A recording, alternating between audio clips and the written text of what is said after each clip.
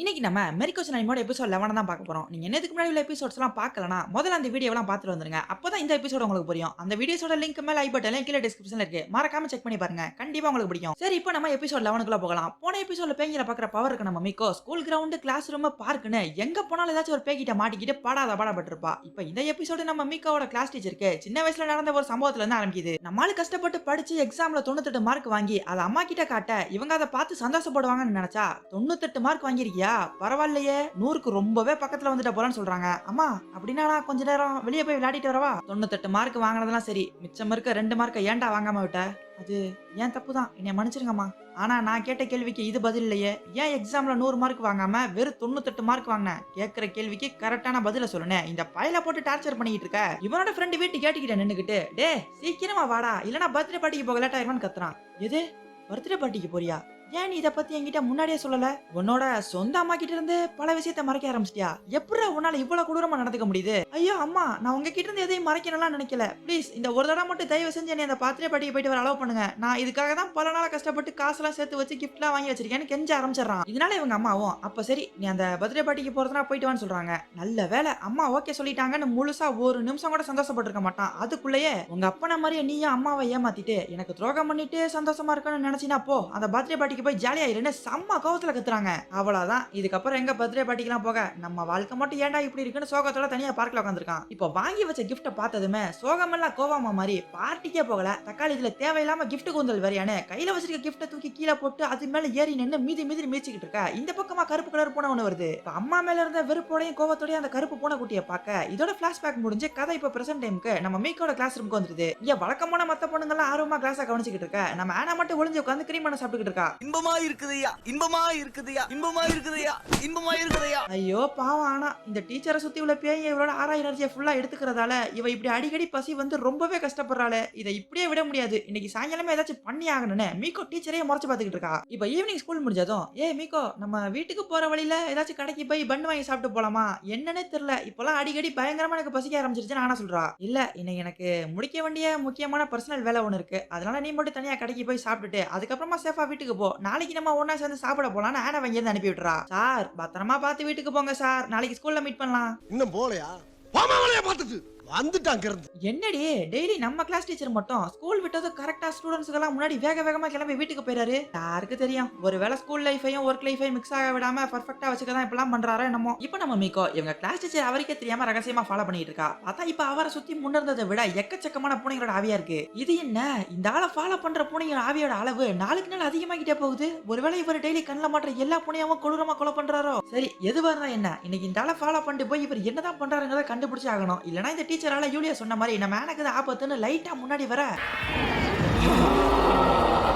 திடீர்னு டீச்சர் உடம்புல மறைஞ்சிருந்த அந்த பொம்பளை போய் கோவத்தோட வெளியே வந்து அவரை சுத்தி நின்று கத்திக்கிட்டு இருந்த பூனைகளோட ஆவியெல்லாம் அடிச்சு விரட்டி விட்டு வேற யாராச்சும் இவரை பாக்குறாங்களான்னு சிசிடிவி கேமரா மாதிரி சுத்தி முத்தி எல்லா பக்கமும் பார்க்க ஆரம்பிச்சிருது. ஐயோ இருக்க பிரச்சனையில இந்த கொடூர வேற வெளியே வந்துருச்சே. இப்போ நம்ம இந்த ஆளை ஃபாலோ பண்றோம்னு மட்டும் இதுக்கு தெரிஞ்சா அவ்வளவுதான், கண்டிப்பா அது நம்மள கொள்ள வரும். அப்புறம் என்ன இந்த பேய்கிட்ட இருந்து காப்பாத்த அந்த மலைக்கோயில் தேவதைங்க வேற வருவாங்க. அந்த மாதிரி எதுவும் நடந்தா எனக்கு இருக்க கடைசி சான்ஸ் காலி ஆயிரும். அதனால இந்த பிரச்சனையை எப்படியாச்சும் அந்த பேய் கண்ணில் மாட்டிக்காம முடிச்சிடணும்னு திரும்பவும் எங்க டீச்சரை சைலண்டா ஃபாலோ பண்ண ஆரம்பிச்சிடறா. இந்த ஆளை நம்ம ஸ்கூலை விட்டு துரத்தி விட்டா மட்டும் ஆனா சேஃபா இருப்பா. அதுக்கு இவர் தப்பு பண்றாருங்கிறது நிரூபிக்க நமக்கு ப்ரூஃப் தேவை. சோ அந்த ப்ரூஃப் கிடைக்கிற வரை இந்த பேய் கண்ணில் மாட்டிக்காம இவரை ஃபாலோ பண்றதை தவிர நமக்கு வேற வழியே இல்லைன்னு தொடர்ந்து அந்த டீச்சர் போற வழியெல்லாம் இவ்வளவு பின்னாடியே போறா. ஒன்னும் பிரச்சனை இல்ல, நம்ம கையில போன் ரெடியா இருக்கு. இவர் வழக்கத்துக்கு மாற ஏதாச்சும் ஒண்ணு பண்ணா உடனே போலீஸுக்கு போன் பண்ணிட வேண்டியதான். அப்புறம் இவர் ஜெயிலுக்கு போயிருவாரு, ஸ்கூல் பக்கமே வர முடியாது. நம்மளும் சேஃப், நம்ம ஃப்ரெண்ட் ஆனாவ் சேஃப்னு கண்டதையும் கண்ணா பின்னால உளறிக்கிட்டு இருக்கா. இதுல எரியிற கோழியில எண்ணெய் ஊத்துற மாதிரி போற வழியில பல பேங்க குறுக்கா மறுக்கா போயிட்டு இருக்குங்க. ஐய இப்ப இதுங்களை எல்லாம் கண்டுக்க கொஞ்சம் கூட டைமே இல்லன்னு இவ பாட்டுக்கு வழியில வர ஆவியெல்லாம் அசால்ட்டா தாண்டி போயிட்டே இருக்கா.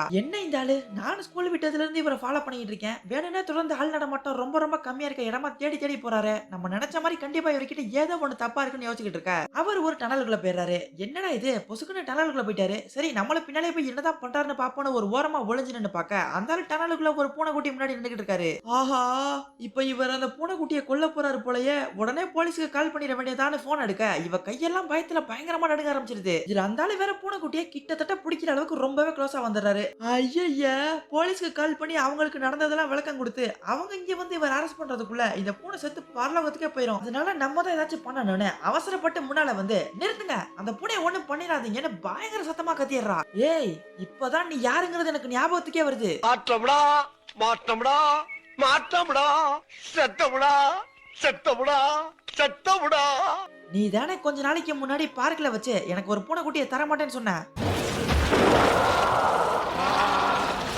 இப்ப அந்த பொம்பளை பேய் வேற வெளியே வந்து அவனை பார்க்காத இல்லனா உன்னை கொன்னே போடுவேன்னு கத்த ஆரம்பிச்சிருது. அட கடவுளே, இது என்ன என்னைய புடிச்ச கிறகமாடான்னு மிரண்டு போய் நின்னுகிட்டு இருக்க. அவர் கால் கிட்ட உட்கார்ந்து இருந்த பூனை இப்ப மீக்கோ பக்கமா ஓடி வந்துருது. உடனே தலைவியின் தக்காளி இதாண்டா நம்ம தப்பிக்க சரியான சான்ஸ் பூனை தூக்கி அவகிட்ட வச்சுக்கிறா. ஏய் பொண்ணு, நீ இங்க வந்து என்ன பண்ணிட்டு இருக்க?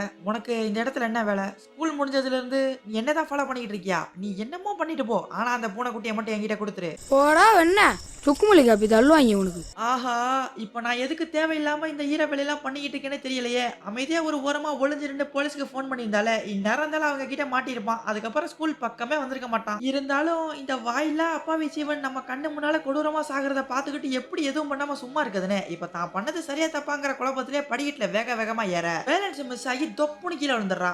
எப்பா நல்ல வேலை, பூனைக்குட்டிக்கு எதுவும் அடிபடலன்னு அதை பார்த்து சிரிச்சுக்கிட்டு இருக்க. இவளை ஃபாலோ பண்ணிக்கிட்டே உங்க டீச்சரை பின்னாலே வந்துடுறாரு. ஏய், நீ இன்னும் நான் கேட்ட எந்த ஒரு கேள்விக்கும் பதிலே சொல்லலையே.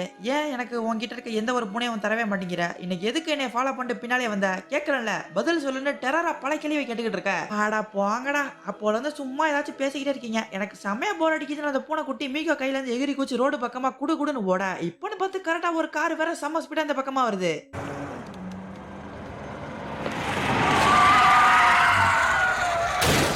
அந்த பூனைக்குட்டி கார்ல அடிபட போறத பார்த்ததுமே திடீர்னு இவளோட டீச்சர் தன்னோட உயிரை பத்தி கூட கொஞ்சம் கூட கவலையப்படாம சட்டுன்னு காருக்கு முன்னாடி ஜம்ப் பண்ணி அந்த பூனைக்குட்டியை காப்பாத்தி விட்டு அது வாங்க வேண்டிய அடியை இவர் வாங்கி கீழே விழுந்துறாரு. இத பார்த்ததுமே என்ன நடக்குது? இவ்வளவு நாளா நம்ம இந்த ஆளுதான் எல்லா பூனைகளையும் கொடூரமா கொண்டுகிட்டு இருக்காருன்னு நினைச்சுக்கிட்டு இருந்தோம். ஆனா இவர் என்னடா எதை பத்தியும் கவலையப்படாம ஒரு பூனைக்குட்டியை காப்பாத்த தன்னோட உயிரையே பணைய வைக்கிறாரு. இங்க என்னதான் நடக்குதுன்னு ஒண்ணும் புரியாம சாமா கன்ஃபியூஸ்ல இருக்கா. இப்ப அடுத்த சீனை நம்ம ஸ்டார்டிங்ல பார்த்தா பிளாஷ்பேக்ல இருந்து ஆரம்பிக்குது. நம்மளால கஷ்டப்பட்டு படிச்சு எக்ஸாம்ல 98 மார்க் வாங்கி அதை அம்மா கிட்ட காட்ட இவங்க அதை பார்த்து சந்தோஷப்படுவாங்கன்னு நினைச்சா 98 மார்க் வாங்கிருக்கியா, பரவாயில்லையே, 100க்கு ரொம்பவே பக்கத்துல வந்துட்ட போலன்னு சொல்றாங்க. அம்மா அப்படின்னா நான் கொஞ்ச நேரம் வெளியே போய் விளையாடிட்டு வரவா? 98 மார்க் வாங்கினதெல்லாம் சரி, மிச்சம் இருக்க 2 மார்க்கை ஏன்டா வாங்காம விட்ட? அது ஏன் தப்பு தான், என்னை மன்னிச்சிருங்கம்மா. ஆனா நான் கேட்ட கேள்விக்கு இது பதில் இல்லையே. ஏன் எக்ஸாம்ல 100 மார்க் வாங்காம வெறும் 98 மார்க் வாங்கினேன்? கேட்கிற கேள்விக்கு கரெக்டான பதில சொல்லுனேன். இந்த பையல போட்டு டார்ச்சர் பண்ணிட்டு இருக்க. இவனோட ஃப்ரெண்ட் வீட்டு கேட்டுக்கிட்ட நின்னுக்கிட்டு, டே சீக்கிரமா வாடா, இல்லனா பர்த்டே பார்ட்டிக்கு போக லேட் ஆயிருமான்னு கத்துறான். எது பர்த்டே பார்ட்டிக்கு போறியா? ஏன் நீ இத பத்தி என்கிட்ட முன்னாடியே சொல்லல? உன்னோட சொந்த அம்மா கிட்ட இருந்து பல விஷயத்தை மறைக்க ஆரம்பிச்சிட்டியா? எப்படா உன்னால இவ்வளவு கொடூரமா நடந்துக்க முடியுது? ஐயோ அம்மா, நான் உங்ககிட்ட இருந்து எதையும் மறைக்கணும்லாம் நினைக்கல. ப்ளீஸ் இந்த ஒரு தடவை மட்டும் தயவு செஞ்சு என்னை அந்த பர்த்டே பார்ட்டிக்கு போயிட்டு வர அலோவ் பண்ணுங்க. நான் இதுக்காக தான் பல நாளா கஷ்டப்பட்டு காசெல்லாம் சேர்த்து வச்சு கிஃப்ட்லாம் வாங்கி வச்சிருக்கேன்னு கெஞ்ச ஆரம்பிச்சிடறான். இதனால இவங்க அம்மாவும் அப்ப சரி நீ அந்த பர்த்டே பார்ட்டிக்கு போறதுனா போயிட்டு வான்னு சொல்றாங்க. நல்ல வேலை அம்மா ஓகே சொல்லிட்டாங்கன்னு முழுசா ஒரு நிமிஷம் கூட சந்தோஷப்பட்டிருக்க மாட்டான். அதுக்குள்ளேயே உங்க அப்பன மாதிரியே நீயும் அம்மாவை ஏமாத்திட்டு எனக்கு துரோகம் பண்ணிட்டு சந்தோஷமா இருக்கணும்னு நினைச்சினா போ, அந்த பர்த்டே பார்ட்டிக்கு போய் ஜாலியா இருன்னு செம்ம கோவத்துல கத்துறாங்க. அவ்வளவுதான், இதுக்கப்புறம் எங்க பர்த்டே பார்ட்டிக்கெல்லாம் போக, நம்ம வாழ்க்கை மட்டும் ஏன்டா இப்படி இருக்குன்னு சோகத்தோட தனியா பார்க்கல உட்காந்துருக்கான். இப்போ வாங்கி வச்ச கிஃப்ட பார்த்ததுமே சோகமெல்லாம் கோவமா மாதிரி பார்ட்டிக்கே போகல. தக்காளி இதுல தேவையில்லாம கிஃப்ட் கூந்தல் வரையானு கையில வச்சிருக்க கிஃப்ட தூக்கி கீழே போட்டு அது மேல ஏறி நின்று மீதி மிதிச்சுக்கிட்டு இருக்க. இந்த பக்கமா கருப்பு கலர் பூனை ஒண்ணு வருது. இப்ப அம்மா மேல இருந்த வெறுப்போட கோவத்தோடையும் அந்த கருப்பு பூனை குட்டியை பார்க்க அது ரொம்பவே பரிதாபமா நின்று சாப்பிட ஏதாச்சும் பொருள் கிடைக்குமான்னு பாத்துக்கிட்டு இருக்கு. ஏய் இது ஒண்ணு சாப்பாடு இல்ல, அந்த பக்கமா போன்னு சொல்ல, அப்ப உன்கிட்ட எதுவும் சாப்பாடு தான் கொடுன்னு சொல்ற மாதிரி பாவமா பாக்குது. இதனால இவன் அந்த பூனை குட்டி மேல இறக்கப்பட்டு அதை தன்னோட வீட்டு கூட்டு வந்து அம்மா கண்ணில் படாத மாதிரி ஒரு இடமா பார்த்து மறைச்சு வச்சிடறான். டேய் தம்பி, இன்னைக்கு எதுவும் வித்தியாசமா பண்ணியா? அதை பத்தி அம்மா கிட்ட ஏதாச்சும் சொல்லணுமா? வித்தியாசமாவா? அந்த மாதிரிலாம் நான் எதுவுமே பண்ணலாமா? அப்ப சரி நல்லா படி, அடுத்த எக்ஸாம்ல ஃபுல் மார்க் எடுக்கணும்னு சொல்லிட்டு இங்க போயிடுறாங்க. இந்த பையல அந்த பூனைக்குட்டியை பத்திரமா பாத்துக்கணும்னு ஸ்கூல் ப்ரீ பீரியட் பிடி பீரியட்னு ஃப்ரெண்டோட கூட விளையாட போகாம கிளாஸ்லயே உட்கார்ந்து சிறந்த முறையில் பூனைகளை வளர்ப்பது எப்படிங்கிற புக்கை படிச்சுக்கிட்டு இருக்கான். இப்ப எனக்குன்னு இருக்கிற ஒரே ஒரு சந்தோஷம் இந்த பூனைக்குட்டி மட்டும் தான் அதை கொஞ்சிக்கிட்டு இருக்க. வெளியே போயிருந்த நம்ம திரும்ப வீட்டுக்கு வந்துடுறாங்க. உடனே அவசரமா அவங்க பாக்குறதுக்குள்ள நம்மளால பூனைக்குட்டியை மறைச்சு வச்சுட்டு சைலண்டா திரும்ப வந்து உட்காந்துக்கிறான். இப்போ எதுக்குடா வெளியே வந்து உட்காந்துருக்க? அது ஒண்ணு இல்லம்மா, சும்மா கொஞ்ச நேரம் காத்து வாங்கலான்னு வந்தேன். நீ காத்து வாங்கினதெல்லாம் போதும், உள்ள போய் முடிக்க வேண்டிய ஹோம்ஒர்க் எல்லாம் எழுதிட்டு ஸ்கூலுக்கு கிளம்பு. நீங்க சொன்னா சரிதான். இப்பவே போய் எல்லா ஹோம் ஒர்க்கையும் முடிச்சிடறேன்னு வீட்டுக்குள்ள போயிடுறான். இப்ப ஈவினிங் டைம்ல ஸ்கூல் முடிஞ்சு வீட்டுக்கு வந்து பார்த்தா அம்மாவை காணோம். சரி நம்ம போய் கொஞ்ச நேரம் பூனைக்குட்டியோட விளையாடலாம்னு அதை மறைச்சு வச்சிருக்க இடத்துக்கு போய் பார்த்தா இங்க இருந்த பூனைக்குட்டியும் காணோம். அதோட பிளட் ஃபுல்லா ரத்தமா வேற இருக்கு. ஐயோ நம்ம பூனைய அம்மா என்ன பண்ணாங்கன்னே தெரியலேன்னு பயந்துகிட்டு இருக்க. டேய் நீ ஒண்ணும் கவலையே படாத. நான் அந்த அசிங்கத்தை ஒழிச்சு கட்டிட்டேன். இனி அதால நமக்கு எந்த தொலையுமே இருக்காது. அப்புறம் அன்னைக்கே உன்கிட்ட அவ்வளவு தூரம் சொல்லியும் திரும்பவும் இன்னொரு விஷயத்தை என்கிட்ட இருந்து மறைச்சிருக்க பாத்தியா? இதனால என் மனசு ரொம்பவே வலிக்குதுடா. அடே பெரிய துரோகிக்கு பிறந்த சின்ன துரோகி. இந்த உலகத்துல எனக்கு எல்லாத்தை விடவும் நீ தான் முக்கியங்கிறது உனக்கு நல்லாவே தெரியும். இருந்தாலும் நீ ஏன் மேல பாசம் காட்டுறதை விட்டுட்டு தெருவுல தெரியுற இந்த அசிங்கத்தை எல்லாம் வீட்டுக்கு கூட்டு வந்து பாசம் காட்டுறேன்னு என்னைய கேவலப்படுத்துறியா? இனிமே இப்பெல்லாம் பண்ண மாட்டேன். நான் சொல்றதெல்லாம் கேட்டு நடந்தப்ப எனக்கு சத்தியம் பண்ணு. மூஞ்சிய கொடூரமா வச்சுக்கிட்டு பக்கத்துல வந்து பயங்காட்ட இவன் பூனை செத்து போன சோகத்துல அடுத்து என்ன பண்றதுன்னு தெரியாம அழுதுகிட்டு இருக்கான். இந்த இடத்துல பிளாஷ்பேக் முடிஞ்சு கதை கரெக்ட் டைமுக்கு இந்த டீச்சர் அட்மிட் பண்ணிருக்க ஹாஸ்பிட்டலுக்கு வருது. என்னம்மா ஏய் நீ எதனாச்சும் ஃபீல் பண்ணாத. நானா தானே அந்த பூனைக்குட்டியை காப்பாத்தணும்னு கார் முன்னாடி ஜம்ப் பண்ணேன். அதனால இதுல ஓன் தப்பு எதுவும் இல்ல. அப்புறம் அந்த பூனைக்குட்டிக்கு எதுவும் அடி எதுவும் பண்ணலையே. இப்ப அது சேஃபா தானே இருக்கு. அதெல்லாம் ஒன்றும் பிரச்சனை இல்லை சார். இப்போதைக்கு அது என்னோட வீட்டுல அம்மா தம்பி கூட பாதுகாப்பா தான் இருக்கு. சார் நான் உங்களை டனலுக்குள்ள வச்சு பார்த்தப்போ நீங்க அந்த பூனையை கொடூரமா கொலை பண்ண போறீங்கன்னு நினைச்சேன். சார் நான் உங்களை டனலுக்குள்ள வச்சு பார்த்தப்போ நீங்க அந்த பூனையை கொடுமை பண்ண போறீங்கன்னு நினைச்சேன். அதனாலதான் அதை உங்க கிட்ட இருந்து காப்பாத்தணும்னு இதெல்லாம் பண்ணேன். எது நான் பூனையை கொடுமை பண்ணுவேன்னு நினைச்சியா? ஏன் எதனால உனக்கு என்னைய பார்க்கும் போது அந்த மாதிரிலாம் தோணுச்சு? மூஞ்சி சார் மூஞ்சி சில மூஞ்சிகளை பார்த்தாதான் போட்டுடன் போல தோணும். சார் நீங்க ஏன் அந்த பூனையை பிடிக்க ட்ரை பண்ணீங்க? அது எங்க ஏரியால இருக்க யாரோ ஒரு ஆள் தொடர்ந்து பல நாளா பல விலங்குகளை சித்திரதை பண்றத பொழுதுபோக்கா பண்ணிட்டு இருக்காங்க. அதனாலதான் என் கண்ணில் படுற அனிமல்ஸ் எல்லாம் அந்த சைக்கோ கிட்ட மாட்டிக்காம காப்பாத்தி கூட்டு வந்து சேஃபான இடத்துல கொண்டு போய் விட்டுருவேன். கொஞ்ச நேரத்துக்கு முன்னாடி நீ பண்ண சேட்டையெல்லாம் பார்த்து நான் கூட நீ தான் அந்த சைக்கோவா இருப்பேன்னு நினைச்சேன்னு சொல்றாரு. ஏன் சார் நீங்க சைக்கோ நினைக்கிற அளவுக்கு நான் என்ன பண்ணேன்? ஆமா நீ என்னை ரகசியமா ஃபாலோ பண்ணிருக்க. ஆள் வேற பார்க்க ஒரு மாதிரி மார்க்கமா இருக்க. உன்கிட்ட இருக்க எந்த ஒரு பூனையுமே என்கிட்ட கொடுக்க மாட்டேன். அது போக ஒட்டுமொத்த கிளாஸ்லயே அதிகமா பேசாத ஒரே ஆள் அது நீ மட்டும்தான். ஒரு சைக்கோக்கு இருக்க வேண்டிய 10 பொருத்தமும் உன்கிட்ட பக்காவா இருக்கு. இவர் சொல்றதும் சரிதான். நம்மளும் இந்த பவர் கிடைச்சதுல இருந்து ரொம்பவே வித்தியாசமா தான் நடந்துக்கிறோம். சார் அப்ப நீங்க அந்த அனிமல்ஸை கொடுமை பண்ற சைக்கோவை கண்டுபிடிக்கதான் டெய்லி ஸ்கூல் விட்டது ஆள் நடமாட்டமே இல்லாத இடமா தேடி தேடி போறீங்களா? அட ஏமா நீ வேற. நான் எவ்வளவோ முயற்சி பண்ணியும் அது யாருங்கிறத என்னால கண்டுபிடிக்கவே முடியல. எப்பவும் என் கண்ணில் படுறதெல்லாம் ஒண்ணு ஏற்கனவே அவனால கொடுமைப்படுத்தப்பட்டு இறந்து போன பூனைங்க, இல்லைன்னா பயங்கரமா அடிபட்டு சாகர நிலைமை இல்லாத பூனைங்க மட்டும் தான் சொல்றாரு. ஓஹோ இப்போதான் எனக்கு எல்லாம் தெளிவா புரியுது. இதனாலதான் இவரை சுத்தி இவ்வளவு பூனைகளோட ஆவியா இருக்கா? நம்ம தெருவுல சுத்திட்டு இருக்க பூனைகளை காப்பாத்தி கொண்டு வரது பெருசு இல்ல. அவங்களுக்கு பத்திரமான பாதுகாப்பான ஓனர்ஸை தேடி கண்டுபிடிக்கிறது தான் ரொம்பவே முக்கியம். ஏன்னா நம்மளை சுத்தி நிறைய மோசமானவனுங்க இருக்கானுங்க. எனக்கு நல்ல ஓனர்ஸை கண்டுபிடிக்க தேவையான கண்டக்ஷனா இருக்குன்னு சொல்லிட்டு இருக்க இவரை செக் பண்ண டாக்டர் இங்க வந்துறாரு. என்ன மச்சான் கனெக்ஷன் ஏதோ என்னைய பத்தி பேசிட்டு இருக்க மாதிரி இருக்கு. என்னோட வெட்டரி கிளினிக்க ஃபுல்லா பூனைகளை வச்சு க்ளோஸ் பண்ணிடலாம்ங்கிற முடிவுல இருக்கியா என்ன? அவன் வேற யாரும் இல்ல சிம்ரன், அவன் என்னோட காலேஜ் ஃப்ரெண்ட்.